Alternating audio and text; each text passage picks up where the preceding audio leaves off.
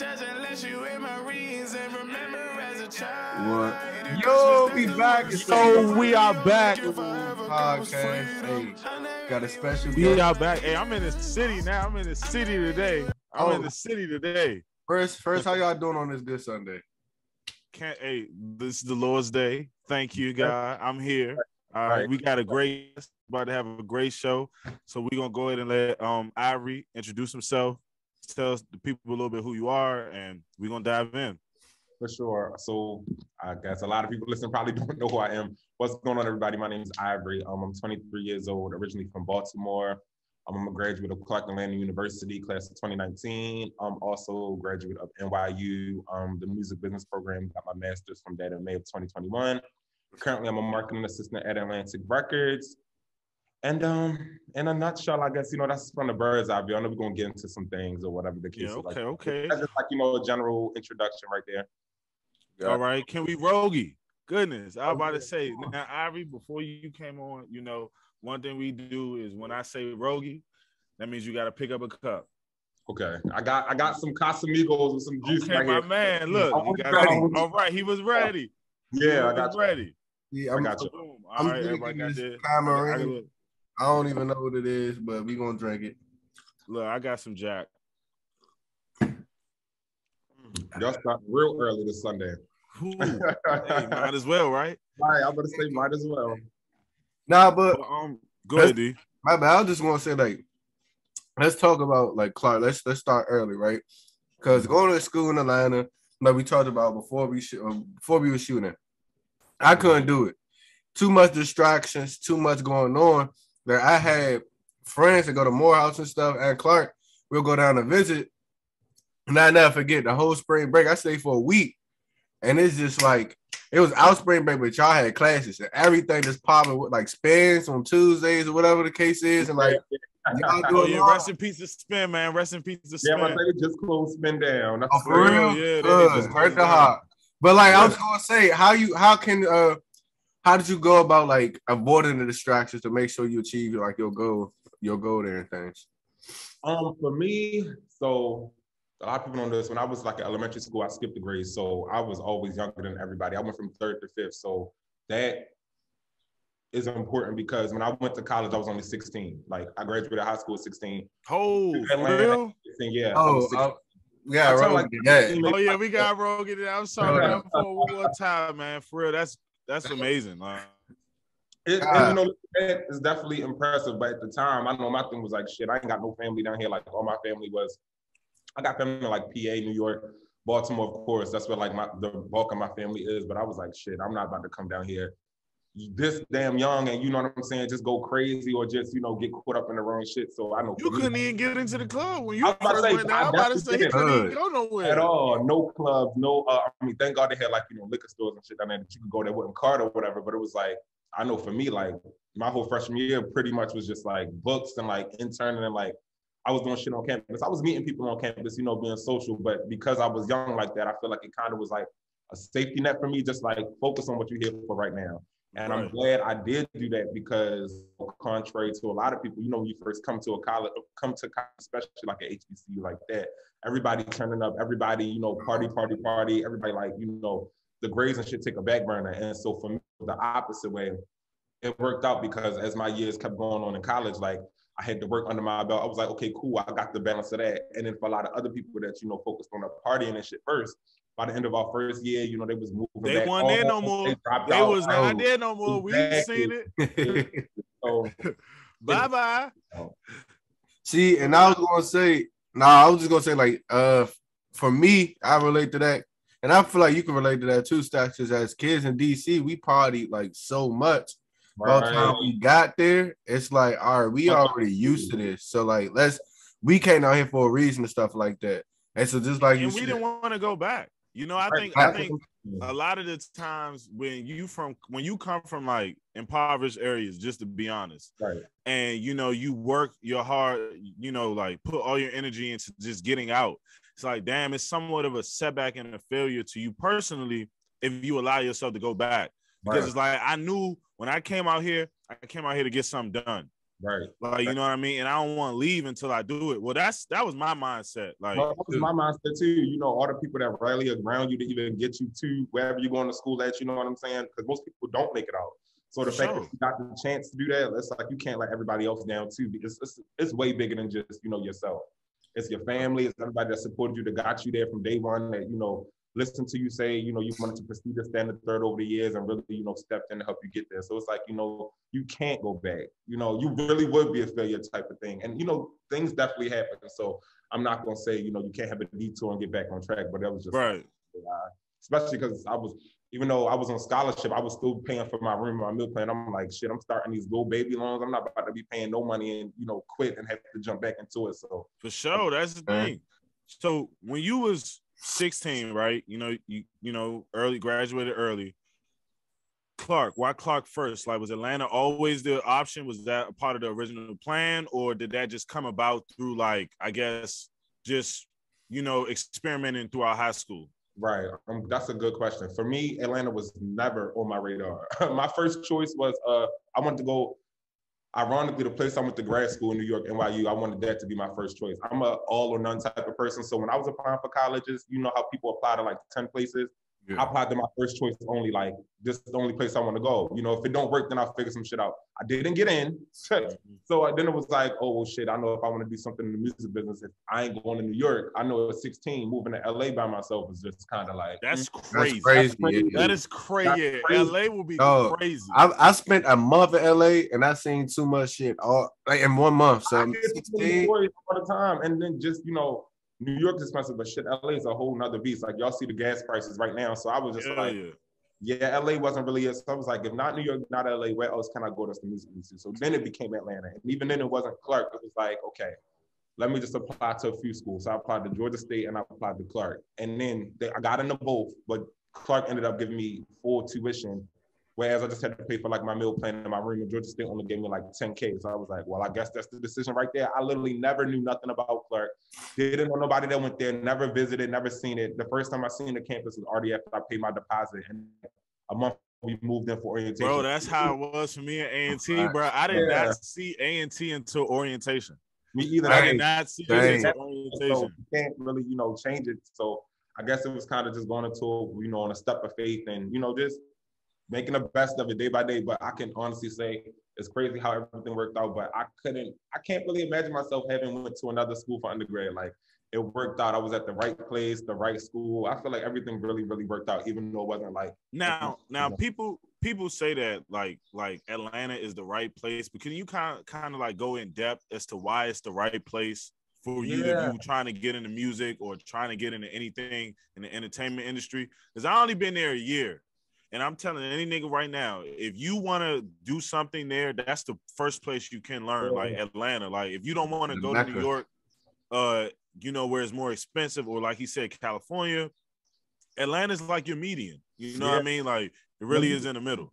Nail on the head. I'll say it's great because even outside of music, you know, right now, the whole television and film world, like, everything is being filmed in Georgia right now. So if you're trying to do anything entertainment, even if you're trying to do like journalism, anything that's on like the up and up side, I would say the good thing about Atlanta is everybody from all over the world, like not even just the US, everybody comes to Atlanta as it's like a little hub. So the networking to me is like the strongest benefit, or like the biggest benefit there, because you're growing with people who you may be sitting next to somebody or in class with somebody that might go on to work for CNN, or may go on to be a CEO of this company they just started, or may go on to, you know, be a film director. It's like you never know who you're sitting next to. So that was the biggest benefit for me, because it was like, okay, I spent 4 years down there going to school, and now I'm looking, you know, almost coming up on 3 years since I graduated. And I'm like, damn, this person doing this person doing that, this person doing that. So if you really just go down there and put yourself out there, not even on, you know, no crazy shit, just, you know, like go out, go to the, you know, Atlanta has a huge nightlife scene. So whether you're going to the club and getting a section, whether you're going to the bars, you're going to the hookah lounges or whatever, like you always meeting people, you always networking, and everybody's grinding and trying to better themselves. And, you know, they're from wherever their respective areas are. So it's just a great place to grow and evolve and, you know, make relationships with people. I like to tell people, Atlanta's great, but it also I feel like kind of has a cap. But when you're in the stage of, trying to develop a platform for yourself and get your name out there, it's just great for that. You're not going to meet as many people trying to do the same things or that's holding themselves to that same in many other places. You have New York and LA, but it's like that's a melting pot. So for it to be the bulk of people that look like us, you know what I'm saying? It's just sure. It's a different impact. So let's rogue you to that, man. For real. I love it. Hey, we didn't hit a couple rogues already. Right, I'm about to say. I'm about to say it's not my fault. It's Ivory's fault. It is Ivory's fault. He's dropping gems. Ivory's fault. If Ivory ain't had all this good shit to say, I probably wouldn't say let's drink. But hey, it is what it is. We're gonna flow with it. Now, see, and this is my thing. I had two things. One, I can say that we all can kind of come to that common ground where we kind of just went to the school not knowing. I guess it was like a leap of faith, like each one of us, and we both we all can just agree. We wouldn't have did it no different. Like I don't know no other. I wouldn't have did it no different at all. And we could all say that we took advantage of all the opportunities and things. But the most important thing that you said, throughout that is that I peeped how you was like you go out to like nightlife, you'll go out to X, Y, and Z, but you like networking. And I think that's what people don't understand. Like when you go to Atlanta, you go to these different cities, you trying to do these different type of like things, you got these different dreams and aspirations. It ain't handed out. Right. You don't go down there, you go to a down building and here go 100,000, you rich, here goes everything's your dream. Right. That's what people think though. That's what Atlanta is though. Like people really think like, oh, as soon as you step foot in Georgia, boom, here goes opportunity.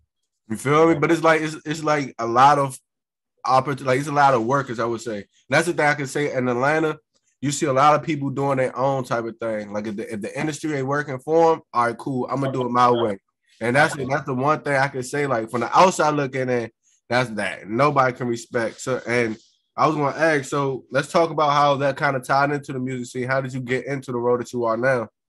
Right. Oh, for sure. So I know the first moment I could really remember being in school, and I was like, yo, I know I could do this shit. I was like, I'm gonna find my way. They had like a panel. I was a communications major, which is like one of the biggest majors at Clark, mass media. So they will always have like panelists coming, a whole bunch of celebrities, like this reality show people, journalism people in the music industry, behind the scenes, artists and producers. Right. They will always have somebody coming and talking. So it was one panel in particular that they had. I forgot what their label was called, but it was Lucci label. What's that? Think it's a game. That's what it's called. Yeah, think it's a game. Yeah, I'm about to say yeah. They had a panel like my freshman year, and it was Lucci accountant. It was his business. It was like one of the producers he worked with. And everybody was just giving their viewpoint. And I was like, the fact that I'm like right in front of these people, and it was just one of them situations where you're in the panel and they may ask a question, nobody in the room know. It was like, shit, I know this because just trying to educate myself before getting to this point. Right. And so I was able to connect with a few of those people. And you know how it is. You're always in this business, and y'all exchange information, but that don't mean y'all gonna have for sure. Want to have a long relationship. But I was like, yo. This access, I'm like, I just knew I was gonna figure my way out. Like I was gonna figure my way into the industry. So after that panel, for real, I went crazy looking for internships, like any way I could. Like I was auditioning for every fucking thing you could think of, like put my name in a hat for this, put my name in a hat for this, just so people could see my face and get familiar with my name type of thing. So then it ended up somehow, even with me applying for all of these, different opportunities, actually within my major, my department, it was an internship listing like on the wall in my major building. And it was just like looking for interns. It was like a new, this black guy, Ivan Thomas, he's a Howard grad too, but he started his own PR firm. And I was like, I'm not a necessarily PR background, but I'm like, it's a way in the doors, a way in the doors. Sure. Like, and I had no PR experience, but I was just like, when I reached out and I applied, I was like, this is what I'm passionate about. This is the business I'm trying to get in. Like, I'm looking to learn. I'm eager to learn. I'm ready to work type of thing. And so he gave me like 2 tasks. I proved myself with that. And then that was like my first internship, which was like my sophomore year. Like I said, I had no experience from there. But from being in that opportunity and just making the most of it and learning all I can. And, I did learn a lot from that. Like that was my first time really seeing like how EPKs are structured and how you really, pitch a client to like a press outlet to get, some press coverage and things like that. Those were all the things I learned there, even though it was like a situation where I knew it was going to be a time that I was like, okay, you got to move on to your next thing. That was my first thing of like, okay, I'm in the realm of, even though it's not directly music, it's like entertainment clients. I'm making relationships. People are knowing me. I'm mingling. From that, it really became like, it was like a fast track as far as from that, I ended up somehow an internship with this guy who used to manage Outkast and the Yang Yang Twins in Atlanta. So yeah, but this was probably the experience that it was like, okay, now I'm really seeing music shit. To me, I'm gonna be honest, y'all. Like I've realized that just living there for the past year in Atlanta, like you ain't gonna find that other places. Like right, exactly. Like you really not. Like even if you're interested in music, even if you are like, you know, a historian of the music game, you not meeting these people living in Wyoming. Right, exactly. Feel me? Like living in motherfucking down there and put yourself like, yeah, they gotta see your face. Yeah, exactly. They gotta really see your face. And go ahead. I'm sorry. Go ahead. No, go ahead. No, I was just gonna say, like, and most importantly, those are the people who impacted the culture the most, all in that hub. Like, you'll find the most impactful people that you would want to learn from. Cause like anybody can just find, you know, somebody just starting off and they had like a little buzz or something like that, but understood who he just said, you know what I'm saying? Like, for a new generation, they might not understand. They might not understand, right? Exactly. Right, but like if you grow up and you understand the chokehold, the impact that those people had, and it's just like, damn, like you gonna be like, damn. You feel me? That's how even if everybody else didn't get it, I was like, the fact that I'm learning from this guy, like that led to the first time like I'm in the studio, like references for like other artists or like the artists actually in the studio, and afterwards we going out to like Buckhead, literally doing street team shit at midnight, handing out flyers, like I'm telling you. And like, damn, with this opportunity specifically, it was times that it'll be a lit ass party, that it might be like a lit ass AUC pool party or something that night. And I'm like, shit, I gotta go out and hand out flyers, but you gotta make decisions like for what you want type of thing. So, and working with the guy that managed Outkast and Yang Yang Twins, I was able to go to like, that was like my first real award show event type of thing that I went to in the industry. He allowed me to go to like the BMI Awards where they was honoring Patti LaBelle that year and T-Pain was DJing. It was like the first time I was in a room with all these people, and I'm not gonna lie, the first time, that was, like I said, that's the first time I was in a room with that many grand people. I was just standing on like a fly on the wall. And like, it wasn't like a thing that I was looking or feeling like I shouldn't be there, but it was just like taking all this shit in. Like, yeah, I'm about to say, like, I was just there, like, but these are people, I think like, we be like in culture now, people try to like, you got to be so cool. Right. Like, you know what I mean? It's supposed to be so cool under pressure when you see somebody that you fucking look up to. Like me, man, God rest his soul. If Kobe Bryant was in my nigga, I'm losing it, nigga. That's what I'm saying, right? Real, like, I'm losing it. Right. That's why I said I was standing on the side, like, yo, like, it was like I wanted to interact and work for him, but it was just the first time that I was in a space with that many people. I'm talking about like Rick Ross right in front of me, Cash Doll right in front of me. It was like where all the songwriters and producers that get like number ones and shit, like Metro Boomin got like a whole bunch of awards that night. He was there. Everybody was in the room type of thing. But I was just like, yo. So I was just standing on the side. But even from that, other people in the room that I guess it might have been their first event or thing too, just naturally walk up to you like, hey, what's going on? My name's so-and-so, I do this. One of the people that did that there, she had her own PR firm where she represents, like, one of her clients is Eazy-E daughter, who on the show Growing Up Hip Hop. But at her doing all her stuff, she worked with Baller Alert. She worked with a whole bunch of different outlets in the community. Right. And doing that, I was able to work a few red carpet premieres for her. So it's just kind of like you in one situation, you meet somebody, they lead you to your next thing. They lead you to your next thing. And that kept on going, outside of the fact that, like y'all brought up, outside of the actual opportunities that were given to me. You reach a point where you're like, shit, I can't wait all day. You know what I'm saying? Atlanta, everybody down here grinding. You know, there's gonna be people that have better resumes. There's gonna be people that have worse. But even in the meantime, I can't wait for my phone to ring. So it was like, you got local rappers and shit, or local like singers. I was doing like management locally for them. Artist management. If they were like Atlanta, everybody come down to Atlanta trying to be a model type of thing. So it was like, shit, I had like a creative direction and styling background. Hey, I got a rogie, man. I'm sorry. You just get to it, man. Real deal. Like, and one thing that anybody can say, and that's what I was going, like, I was listening, like I'm just listening, and like all the roles that he doing, I'm gonna say it after the road go. People could just peep. You taking on different tasks, you willing to do different type of roles because you know the bigger picture. And a lot of people got their pride, right? They like, oh no, I'm too good for this. I'm too good for that. but they blocking their blessings because that could just be that stepping stone to the next big thing. So like my hats off to you for even having that like ambition, like that determination in real life. Do like understand the big purpose, do these roles and be like, all right, you know what? In the long run, this thing in particular gonna help me in this aspect. I know I can't stay here for long, but let me use the most of this opportunity. Once I exhaust all that, I'm gonna go on to the next. And then the thing is, there's no clear direction what's next, but let me make sure that I'm available. Okay, I might not do this, I might not do that, but I'm able to learn it. I have some type of experience, or like if I don't got the experience, I'm gonna make sure I can do this shit. So hey, that's what people gotta understand.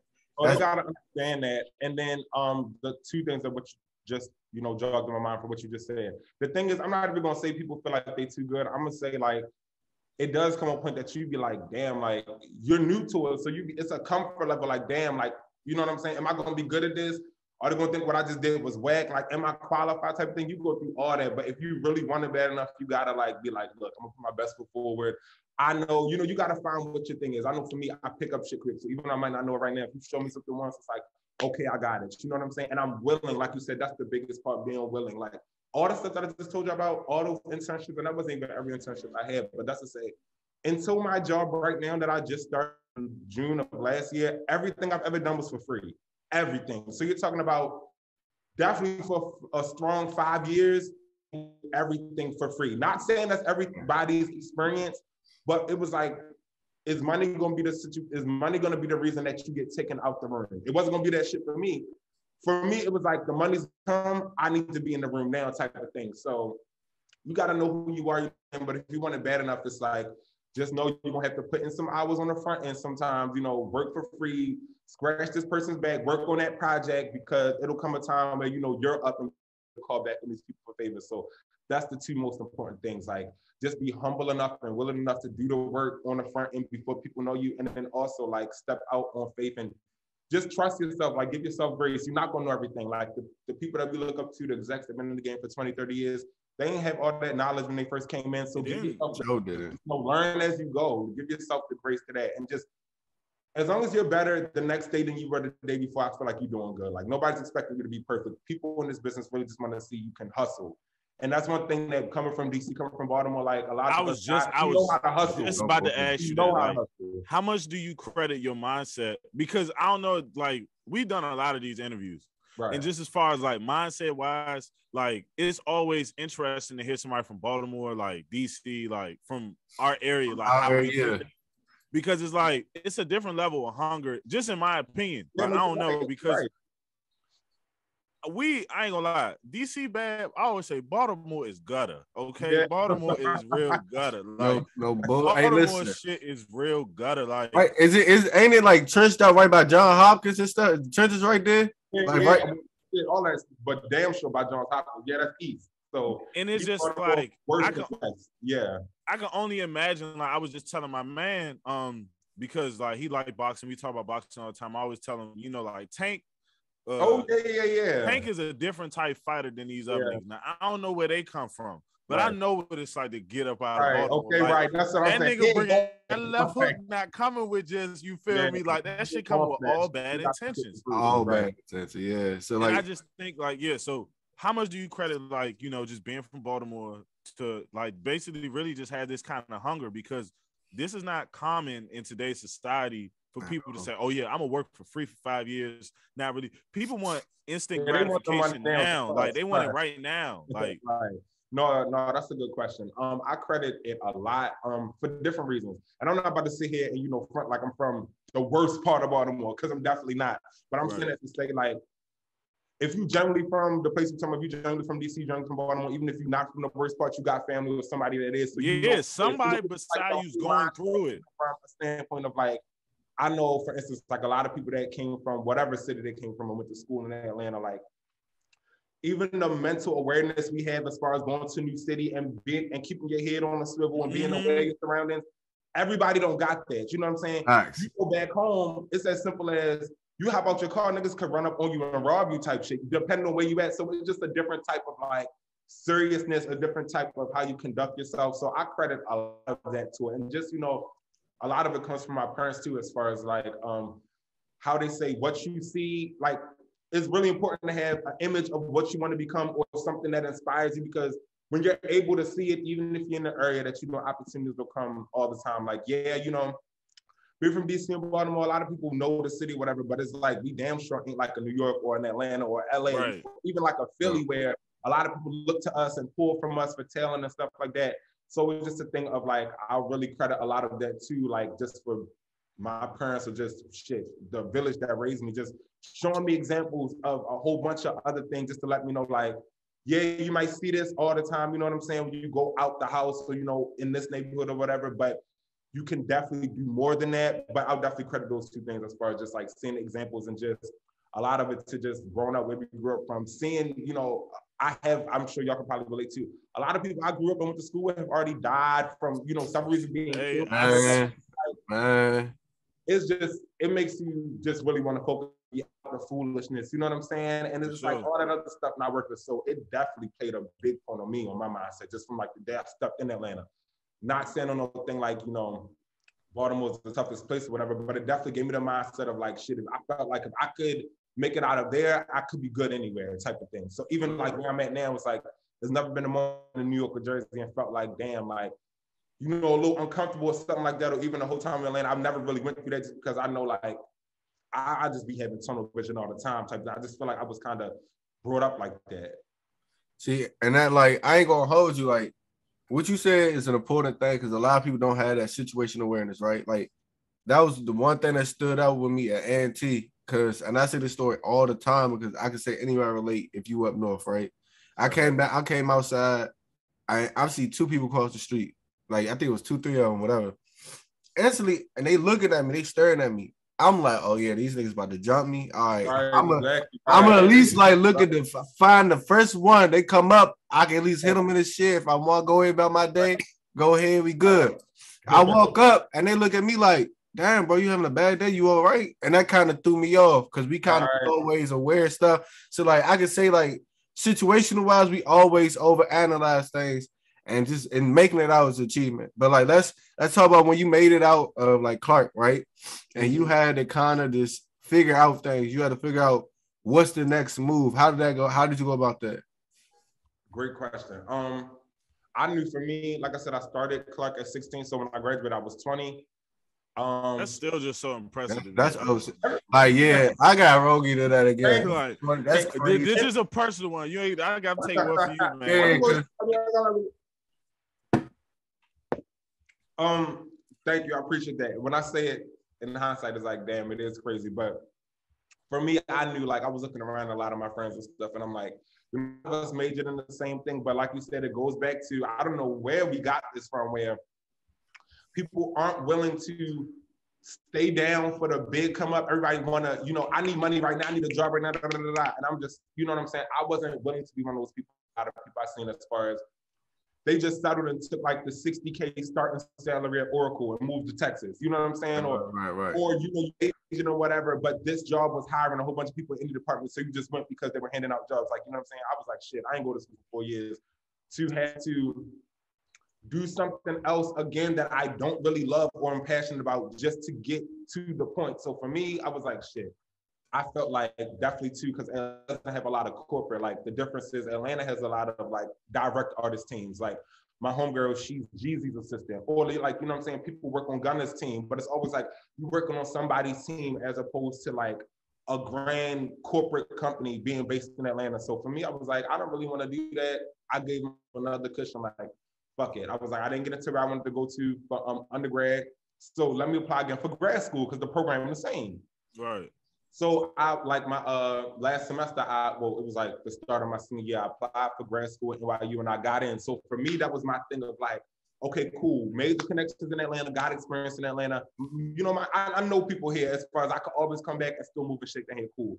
It was like, okay, now we're going to like a bigger city now, more corporate, right. New York, you know what I'm saying? And the program that I was going to, it forces you, it was only a 2-year program, so 4 semesters, but 3 of the 4 semesters, they forced you to intern at companies. So I was like, I know by the end of this 2 years, I feel like I'll have all the experience that I'd want. Like I had the independent company experience from Atlanta, but it was like having a New York back in me now. It was like I would have the experience too. New York is the Mecca. Like New York is that's tier one. I ain't gonna lie. That's always gonna be tier one. Like, I mean, honestly, and that's for whatever you want to do, because this is up there. Yeah. All shit happen up there, so it's like you can't go wrong.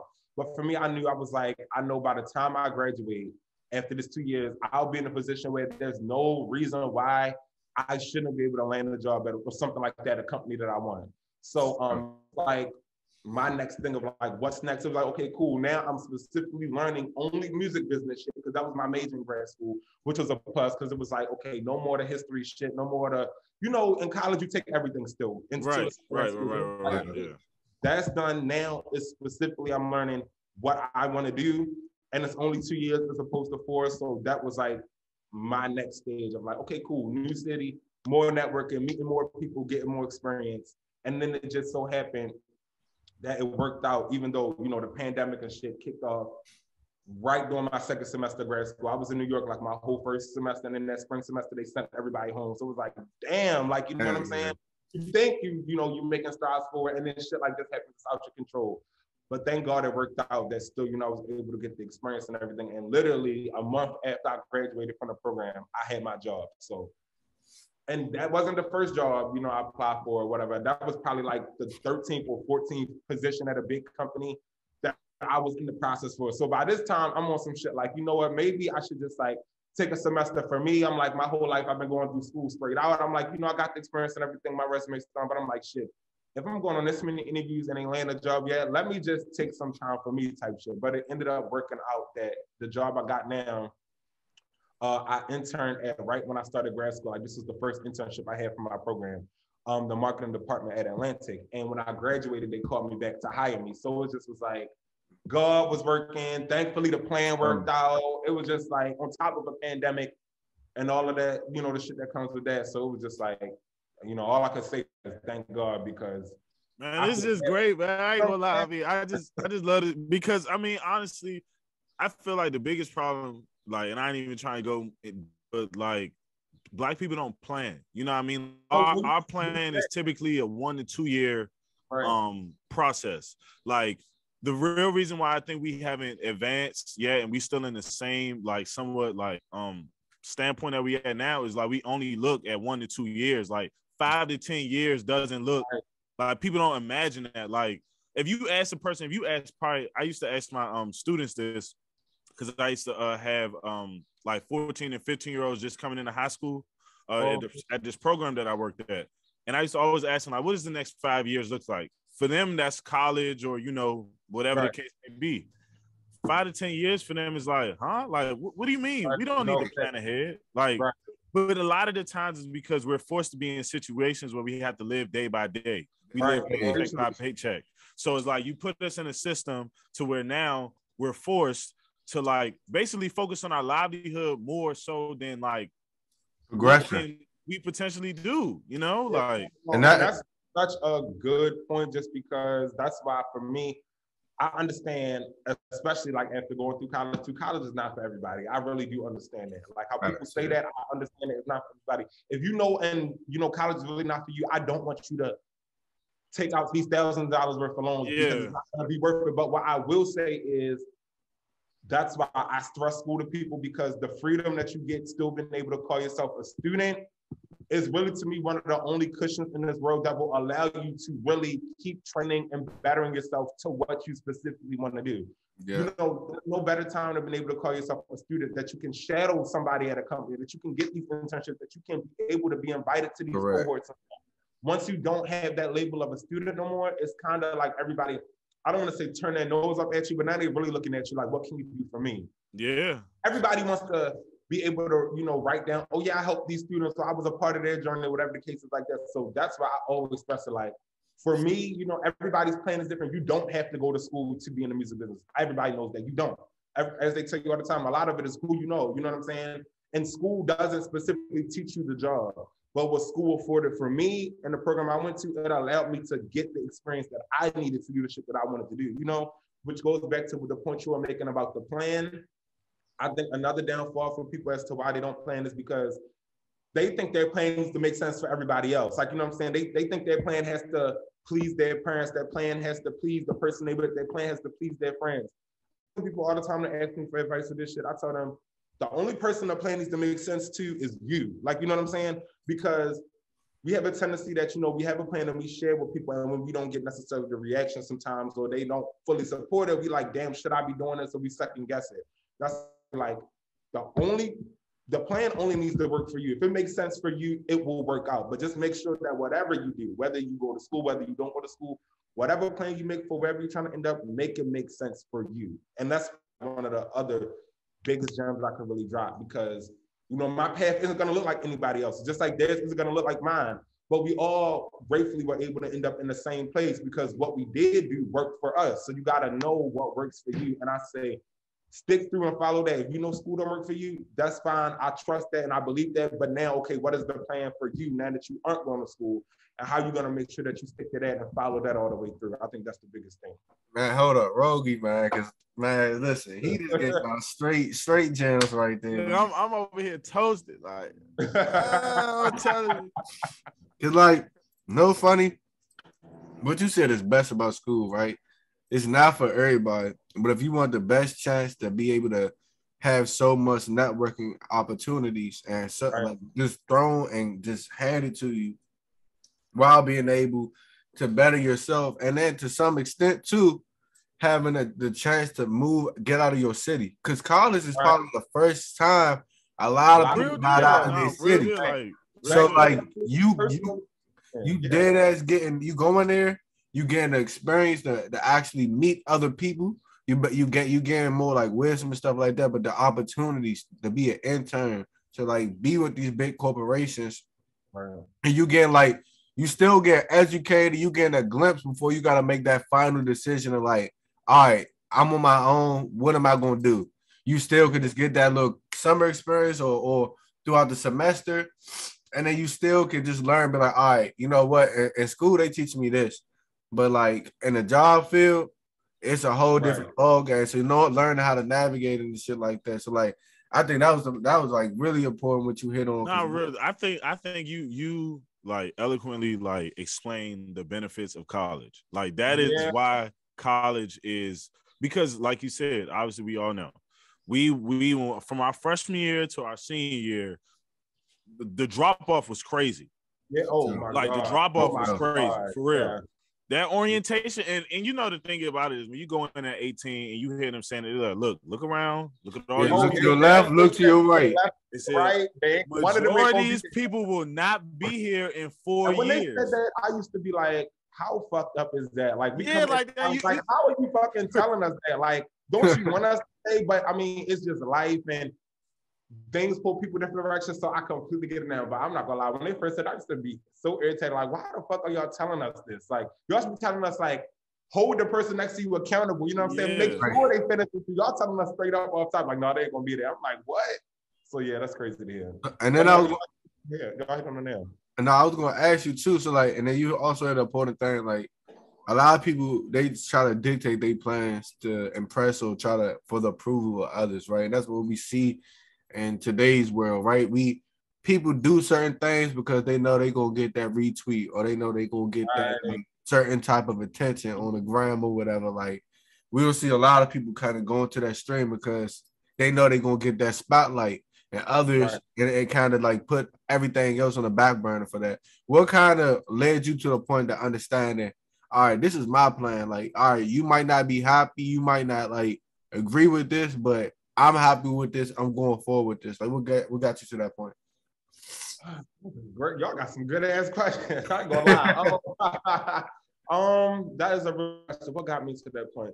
I guess I could credit a lot of that to just a lot of that to my parents. Really, I credit a lot of that to them just because it was like, I feel like I had the best of both worlds. And I say that like as far as like my mom, she from Baltimore City. She's from West Baltimore City. My dad's from East Baltimore City. But that's to say, my mom worked for the government. My dad was like a street dude growing up, who now was like on the more corporate side. Like, okay, good. Like you know what I'm saying? Like now type of. So now you official or whatever the case is like that. But I'm saying that to say like, from what they experienced, they always thankfully like instilled in me like, as long as you do what you're supposed to do, like we gonna support you type shit. So that really, really helps. And I understand everybody doesn't come from a situation like that where it's gonna be your parents. But I'll say like your support system is everything. We can't choose our family, but you can choose your friends type of shit. And I know people personally who like, they're brilliant. They have a whole bunch of talent, but the crowd they're hanging in, you know what I'm saying, isn't nurturing that or isn't keeping them to a certain standard with that. And I think that's so super important. Like I'm grateful for the people I had around me that, even if it was just classmates, as opposed to people I was really like rocking with heavy or whatever, they would let me know like, yo, like, you know what I'm saying? Just holding your next brother, your sister accountable, like giving them their props, telling you, I see the potential in you, like keep doing what you're doing. Like those types of things really, really matter, because when you're trying to pursue something like this, I'm telling you, you're gonna go through like you said, people think it's overnight. This shit is not overnight. It can be overnight. It definitely yeah. For some people though, like for some people, you know what I'm saying? For some people, but yeah. you can't go into it expecting that. So it's like, that's the only thing you're gonna be able to tell yourself to get through it while you're navigating all the ups and downs that come. Like I said, you're working for free while still trying to do class and still trying to have a personal life, and figuring out like, damn, like you seeing somebody else who don't got as much passion or as much talent as you, and you feel like, damn, how they get on, and I'm still, you know, here, whatever the case is like that. You're gonna go through all that, but the only thing that's gonna keep you really grounded is you have to really know, like, you just have to know, like, for me, I don't know. I just always kind of been one of those people, but you just have to know, as far as just like, I don't see myself doing anything else. So I will always just kind of like mentally train myself. Like, I don't, this shit takes 2 years, 10 years, 15 years. Like, hopefully it don't take 15 years, but you know what I'm saying? It was like, anything else I would be unhappy doing. Like, you know what I'm saying? And it's like, shit, I definitely don't want to just be starting my career going into a job that I don't like, that I'm unhappy about, in a career I'm not happy about, and I went to school, you know what I'm saying? So it takes a lot of like mental training over the years. Like, oh my God, for me to be, you know, I said, starting my job in 2021, I knew I wanted to be in the music industry since I was probably like fucking 5. Like, you know what I'm saying? But if we want to talk about officially, like knowing the people in it and stuff like that, I can definitely say since about like a good 2012, 2013, I knew off the top, like, and I was in high school, like 9th, 10th grade, like, yo, one day I'm gonna be so beyond this shit. Like, one day I'm gonna be where I'm at. And granted, had no inkling, no picture of what none of this shit look like, but you just have to know. You have to know. And, you know, I know people say shit like that all the time, like trust your gut and, you know, follow your passions and things like that. But it's really so true. All the cliche shit people say is so true. Like, it's so, so true. So I just say, like, take it day by day. Like, block out all the negativity, how people be, you know, saying positive mantras and all that shit. Find whatever positive mindset you need to get into, just stay focused. Like, that's the main thing. Just stay focused. Keep the right people around you. Keep God first, you know what I'm saying? Prayer is key. Your support system is key. If it's something important to you, keep it close to you, because people will definitely pray on your downfall, and you got to be careful who you let in your circle and who you let, you know and be aware of the things you have going on, because, you know, just as there's a lot of good, there's a lot of evil, and people don't want to see you win out here. But just protect your peace, protect your aura, protect your dreams, follow after them, and just stay consistent. Like, it all sounds so cliche, but these are the things dead ass that like help me. And I'm telling you, like, some of the shit that I still be to this day, like, damn, I can't believe I was able, you know, to do this. I can't believe I was in the opportunity. I can't believe this person even knows my name. You know what I'm saying?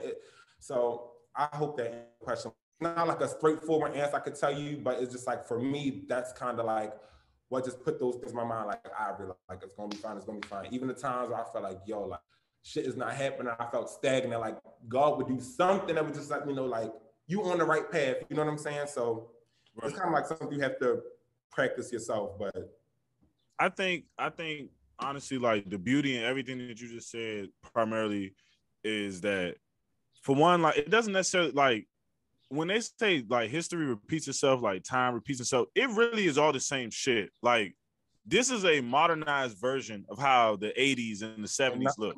And, you know, honestly, and then like prior to that, you know, even though, you know, you could go slavery, but like all of it correlates. And the main thing that you have to do with anybody, I see people all the time, you know, like they go watch, you know, like interviews and things like that.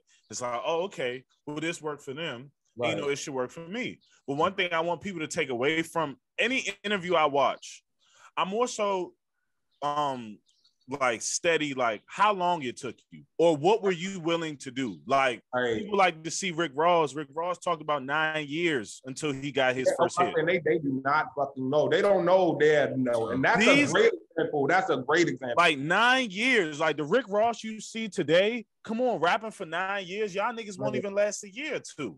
You know what I mean? Like most people won't last a year or two. Up for Trina. He was opening up for Trina. Yeah, you know, like both from Miami type shit. It's like he played his part, but you got to stay down for your come up. You might watch other people that you feel like, yo, I know my shit is doper than this motherfucker, and it's not even downplaying them. You know what I'm saying? But that's to say, what's for you is always gonna be for you. You just gotta keep your head down and, like I said, one foot in front of the other, day by day. Trust all the shit that y'all saying. I went through all those doors. Like, yo, you just gotta continue. Like Lucky Day. Lucky Day is 34 years old. People don't know Lucky Day was on American Idol. Like I didn't even know that. I had no idea. You feel me? Like Lucky Day just got on. See, so like, you know how many people told him to stop? You know what I mean? And I was gonna say, like, you could look at Hove, right? He got popping when he was old. Like, let's be real. In a rap game, you 27. Niggas ain't trying to hear that, bro. The baby, the baby, right? He did a lot. I ain't gonna lie, like he did a lot to come up. The diaper and everybody know about something like diaper, but like it's a fact he put the pride to the side, understanding that big goal. Like, no funny, you got Netflix. There's no way you ain't watched the Genius, right? The Kanye documentary. Right. That's literally one of the hungry. Are y'all that hungry? That's what I want people to ask themselves. A billionaire, and it's like the thing is, what like you had to take in from maybe the first 2 episodes. He was not getting respected, but he was demanding his respect. Right? They like producer. Nah. I'm not just a producer. Man, this is the best producer rapper. Nah, don't call me no producer rapper. Call me a rap. Call me the same thing you calling everybody else. Just because I know how to do this, don't put me in a whole different pool. Put me in that same pool because I'm better than all of them, right? He better. He that 30,000, right, on that music video. But he had the little party. More people came, and that's one thing you could say. When you working hard, people gonna love that. People gonna gravitate towards that. He expected a little bit of people, packed the whole room out. Dame Dash came. All right, nigga, you wasn't listening to me. Let me show you. And that's the thing that people don't understand. Fuck talking about it. Fuck trying to like learn about it at times. Like, let me show you what the fuck I can do. Right? When I show you, that's when the opportunities come and stuff like that. And a lot of people don't understand. Like, they think it happened overnight and think like, and we've been talking about the whole premise of the thing, the episode. Everything just pop off. Like, if you just move somewhere, just pop off. It don't happen that way. Like, and what you can see is over time and time, like you said, you look at any interviews in the 80s or 90s, don't take about what they did or their path. You just take their mindset, take where they were at that point. Because like that's really what you got to take away. Literally, because that ain't nobody stop. Hov ain't stop. Kanye ain't stop. And right now, bro, you on the path to greatness because no matter what, any talents you had, you ain't stopped. You persevere. You found out, all right, what's the best in this opportunity? And I feel like that's what our culture kind of lack, right? We so far, like Stock said, 1 year, we just looking at 1 year like, all right, this is what I'm trying to do. Let's be real. We try to find a quick, get rich quick type shit. We not understand that the real goal is to make sure that this is a running machine for years to come. We just want that one shot and then thinking we good. No, understanding that whole goal. And I think that as a culture, we gotta understand that like there's certain steps that you gotta take and there's certain things that you gotta show. And if we not doing that, we just gonna be in the same place that we in right now. But it's systematic, like you said. We can't really blame ourselves for it because we had laws, rules, everything. It's just like we wasn't never given the opportunity to win. But right now, this is the important time. This is why we got the podcast. Really, yeah, you can come on and learn. Fact. You can go and learn. I was looking at y'all page this morning before the podcast, just seeing like the different things of the people that y'all had on, like whatever somebody, y'all hit a lot of different topics. So I mean, similar to y'all, you know, it takes people starting their own brands, you know, to really get out there. What y'all doing is great. Keep that shit going. Y'all serving as an example to somebody. I'm serving as an example to somebody. But what you just, it was something that you just said that really inspired a point that I wanted to hit on. I hate when y'all got me drinking this Casamigos. I was trying to think, what the fuck was I about to say? Y'all go ahead, it'll come back to me. But it was something you said I was going to. Nah, D was just. Oh, wait. Oh, there you go. I was going to say, like you said, for years it's been laws and stuff stacked against us. But right now, too, we're the ones drinking the Kool-Aid the most of this social media shit. Like, I hate that. I really, because it's like, people are looking at people that are fucking rich that can post one post and do something and trying to use that as the blueprint for what they're doing. Like, you cannot do that. You cannot do that. And then you have to understand the difference between a microwave career and longevity. Anybody could get on for 10 minutes. You know what I'm saying? Yeah. When you put 10 minutes into some shit, you're only going to be on for 10 minutes. But the people that really put the effort and nurture the things that they do it the right way, even if it may take them slower, you're setting yourself up to really have a true foundation for success. Like the type of success I'm going to be on, I don't want to be here right now, you know what I'm saying? And then 3 years from now, what the fuck am I doing type shit? Like, you know what I'm saying? I want my shit to be consistent that, to only keep leveling up. And there's certain artists that stand out that, you'll see the difference between, oh, this nigga was just had this one hot song, he made the double XL cover, but what the fuck is he doing now type of shit. Right. As opposed to the artists that really take their shit serious. They're not dropping back to back per se. Or maybe they are, but just the quality of their shit is different. They're not jumping on every sonic trend just to, have a song that's on the radio right now. They really stick and true to their brand and shit like that. All of that stuff is really important, and it makes you different from that person that, just trying to get into this for a get rich, come up quick type of scheme, type of thing. So I definitely want to stress that too. Like, stop. It goes back to what I was saying with the examples that you see. Stop looking at these fake examples and really educate yourself on the people that really put in the work. Like you said, you should be watching Genius. You should be watching, I don't know if y'all seen on Amazon the Mary J. Blige, the My Life documentary. Man, y'all better go watch Wu. I'm top Wu-Tang changed my life. I real D. I told D 3 times. Wu-Tang was my first real representation of damn, this how me and my niggas do it. Right. All niggas in the trap, cooling, all with a vision, but one person willing to push all of y'all.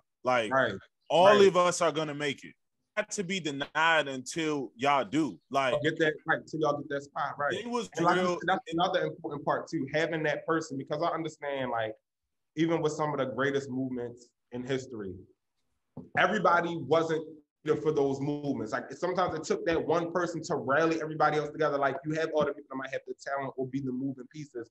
But sometimes it takes that person to step up and, lead or, push everybody through to that next level. So if you have that person or you could be that person, I always say step up to do that too, because it's beyond you. It's helping the next person. And when we all, are on and we're all elevating, it makes us all. I think that's another thing too. People kind of want to have success just for themselves, but don't want to pay none of that shit forward. And what good is that doing? You know what I'm saying? Just because one more person it isn't helping. We need to all, take over whatever space that we want to be in type of thing and help the next person. So that even leads to right now, I'm mentoring a few HBCU students. They have a program with the label. They have a program with Atlantic where they're trying to get more HBCU students into the corporate structure. So I got 4 mentees now, and I'm just letting them know yo, use me as a resource. However y'all need fit, beyond this program, y'all got my contact information. If I could direct you, if I can't give you the information, I'm gonna direct you to somebody else that can, just because it's it ain't no skin on my back seeing you do good. I feel what's for me is always gonna be for me, whether you here, whether you not there type of thing. So there's no skin off my back to help the next person up. But that's something else that I wish I saw a bit more of. A lot of people do cool shit, but everybody's not always willing to, help the next person. And I get it, because sometimes people feel damn, I had to struggle or battle for so long to get where I'm at. The next person should have to do that too. But it's shit. If it was reversed and you could have somebody that can help you get to where you are now quicker, wouldn't you want that? So why not do that for the next person? Nah, facts. Go ahead. My bad. I just wanted to ask one last thing. So with Atlantic, right? You work with Atlantic. I know you got niggas always coming to you you know what I'm saying? Hey, you give me signs. Right. Just talk about that process, especially with you living in Atlanta and then moving. So it's you got Atlanta people. And then to add on to that too, talk about your exact role, how what you do, and then what you kind of the challenges you face today as well. Yeah, for sure. Okay, so I guess I'll start with more so what my role is first. So as a marketing assistant, I'm directly supporting one of the, it's only two. There's two senior vice presidents of marketing, and my boss is one of those two. Both, and the crazy thing is, both of them are Black women, which is dope. That's right. Look, on a side note, we just said Black women is killing it. Like killing it. Literally. They really are. You know what I'm saying? So, in serving one of the two senior vice presidents of marketing, she has her roster. So like my boss's roster is Kevin Gates, Trey Songz, Kaylani. She got like this pop guy. And then there's like two other upcoming new artists, but like Kevin Gates and Kaylani probably like the biggest on her roster or whatever. And what I'm doing in my role every day is like, in marketing, we sit at the center of the project. So I guess every release starts with A&R, of course, because the music and the song starts everything. But from the minute that the song is done, everything is in marketing's hands. So the digital department, the publicity department, the creative department, every department talks to marketing and we run the project. So if there's a new album coming out, the entire rollout we're over as far as the timeline, what date is it coming out, setting the songs up at DSPs, which is like Spotify, Tidal, Apple Music. We do that. One sheets, marketing reports, like we're blasting the song internally to the company. We're in the artist management teams to get them on check with everything going on. I'm booking travel. I'm organizing and scheduling meetings. I'm taking notes in those meetings. Say if the artist is going to a market they've never been to and it's doing like a program, I'm like booking somebody to do for them when they're in whatever market they're in, or like if they need like a stylist or, you know, a glam team for that. That falls on me too, like finding who is gonna come in and assist the artist while they're on whatever trip or whatever stuff they're on right now. It's really multifaceted. The good thing I like about marketing is nothing's the same. No releases, no two releases are the same. No two artists are the same. And it's really a great field to pull from what you just did last, what works, see what didn't work, and try to make the next thing even better. So every day is a learning process, but it's so much to enjoy. It's so hands-on. And yeah, I just think it's a perfect training ground for what I ultimately want to do, which is like, for me, who inspired me to get into this business was like Diddy, Ivory, people that helm their own, like Jermaine Dupri over Social Death, L.A. Reid over the face, Bad Boy. Like, these are the people that I look to, like, that's like, damn, like you created a movement, you created an empire. So ultimately, that's what I want to do, just from like a branding and marketing perspective. Like, maybe I'm not the one that's directly signing the artist, even though I do, like, I'm really involved with just, you know, the quality of the music. Like, I definitely do want to be involved with that side, but more so rather than signing artists, I want to be the person that you can give me like this freshly signed artist to the label that nobody knows, that doesn't have a brand, and let me make them like whatever their superstar icon brand is that is original. That's definitely like when 10 years from now, whatever, 15 years from now, when I'm looking at like, what's my ideal position? That's what I want to be known for, like creating other icons that the new generations now love and can't get enough and they're inspired by, a type of thing. But the second part of that question, as far as everybody seeing like, oh, you work for Atlantic and what you know, oh, could you get me signed on trying to do this type of thing? Yeah, you get that all the time. And I'll be letting people know, like, you know, obviously at a corporate company like that, they don't take unsolicited, you know, submissions and shit like that. But the good thing in it for me is I feel like whenever, like, talent is undeniable at a certain point and work ethic is undeniable. So the good thing I like about that is like, yeah, it's keeping me plugged into like, okay, who's buzzing, who's grinding, who's doing that shit, you know, on the come up right now. Because even though I work for that, like I told you, my background was starting with independent artists and local artists trying to get on the come up. So I'm super passionate about, like, I would love to find an artist on the come up that don't have no deal, that doesn't really have the team or the know-how, and come in and really help them get their ducks in order. Like, yo, you dope, I see what you're doing, you got that down pat. Move a little bit in a different direction or do it like this so the impact could grow. Like, that's why I do like doing that. So that being said, I'm always like, anybody that reaches out like, yo, I'm trying to drop this project or I do this, I always give them a listen. I always give them a conversation type thing. Cause you never know, like, you know what I'm saying? Talent could be rock under any crevice, any place in the world thing. You opening a can of worms. There's a lot of people gonna start DMing you.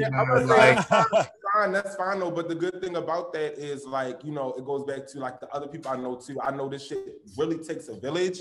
So it's like, even beyond me, like, shit, you may need somebody for PR. I know people for that. I could direct you in that position. You may need, you know, okay, you got the music down pat, but you never had like a content team or somebody to capture your videos or shit. Like, I know people for that too. So my thing is, this is just about helping everybody. If I can get you a little bit more further, I feel like that helps me, and you know what I'm saying, it helps you in return. So I never feel away about that. I will say approach is everything. Niggas be thinking they could just like drop you a SoundCloud link and I'm gonna have you do it tomorrow. And it's like, nigga, like you definitely don't know how the shit works yet. But it's just like, you know, I read everything. I see everything that comes in. I never been the person that's like, oh, I'm gonna ignore that. Why the fuck people dropping shit? You know, I understand because when I was in the position I was in right now, and I was reaching out to these execs and shit, just sending them my resume, like you never know where your opportunity gonna come from. So, you know, reach out to people that you're able, you know, blessed enough to come across or come in contact with. But yeah, I know that's gonna be a thing. But like I said, I was responsive and open to that. So I don't really feel the way about that. See, and I ain't gonna hold you. Like, honestly, for one, just for you to be willing to still accept other people, I feel like that's what we like, to accept people like working at independent, they're upcoming and stuff like that. A lot of people overlook that because once we get to a certain height, it's like, right. So a lot of people just be like, I don't need to look at your shit. I don't need to. See, but I found out, right. We don't operate like that. That's not how we are, man. Right. We don't operate like that. You get it. Yeah, I'm a Leo. Yeah. So, you know, it's not like that. I be feeling like shit. It hurting me to help you. I'm already, you know, what I got is what I already got. So shit. And I really look at it like helping you makes me look better. You know what I'm saying? Yeah, that's why I'm like, I'm never gonna be mad about that. I'm never gonna be mad about that. I'm never gonna hate or nothing like that. Now I get everybody not like that, but yeah, no, like, and then for me too, this is down the line. But I definitely do want to go back and end up teaching just because I know what it was like when I was at Clark in undergrad, sitting in like those communication classes, and do this and seeing the examples come in class and talk to us and drop gems. So like, I feel like that would be a direct impact to be able to, you know, go back, and I do want to teach at like my HBCU and shit. Probably like, you know, when I'm 30, 35, but definitely just paying it forward is something I'm super, super passionate about. And, you know, that I do all the time. That's what I'm saying. Like the fact that y'all even had me on y'all platform, I'm like, this shit is super cool. You know what I'm saying? I definitely appreciate y'all taking the time out to even, you know, have me on. I definitely don't take nothing lightly and appreciate it all. And vice versa shit, you know, now that I'm connected to y'all type shit, like if I see anything shit, I'm gonna slide shit y'all way. Like, oh shit, y'all should, you know, this event, all kind of type of shit. You know, it's one big world and we all living in this type of shit. So we have to get on and get higher. You know, that's what I'm all for type of thing. So I definitely do appreciate it. Nah, I was gonna say we appreciate you for sure. Cause like real, not only like you dropped gems on here, but you also gave people hope. Like you another avenue. We got the opportunity to spotlight something that's not talked about, right? Like the media aspect is not talked about. Like the whole rollout, they don't get their shine. The behind the scenes people. We always focus on the artist, thinking the artist is the genius behind it. No, they're not. They got people that's helping them, making sure that they do the best thing, making sure they did get the best sales, and they look and they're shining the best type of light. So thank you for giving us that opportunity and honestly dropping all these gems on this good Sunday, man. Definitely, man, on this good Sunday, man. Obviously, yeah, he said the thank yous. You got any last words, like any like thing that you just want people to take away from your story? Yeah, I can just keep it brief. The main thing I would just take away from my story is just like, or I want people to take away from my story is just like, don't look at the box of circumstance you may be in now, like how people say whatever you want in this world, you really can get it. Show like, it's not even just within my life. Like I'm able to look at other people that, you know, like I told you, I went to school with, or I might have interned with, and everybody's able to do dope things if you just stay consistent and keep your mind to it.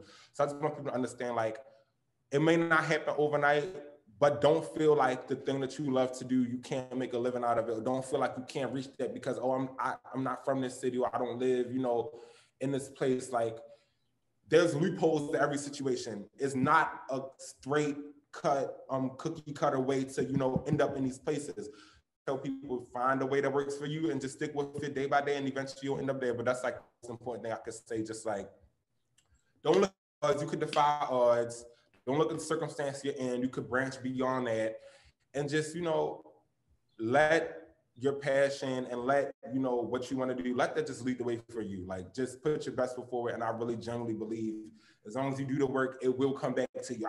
You win, but it definitely will. So if people could take that away and just, incorporate that into their lives, I think everybody will be much better off. Hey, that's no better, man. Great journal and end off, man. Look, it's D, Stacks, and Ivory. Hey, Ivory, man, we out. Yeah, yes, most sir. y'all for having me. I appreciate it. And thank you, bro. Thank you. Judge unless you in my reason. Remember as a child, I hated Christmas, that's the worst season. The only gift I ever got was freedom. I'm not really worried about my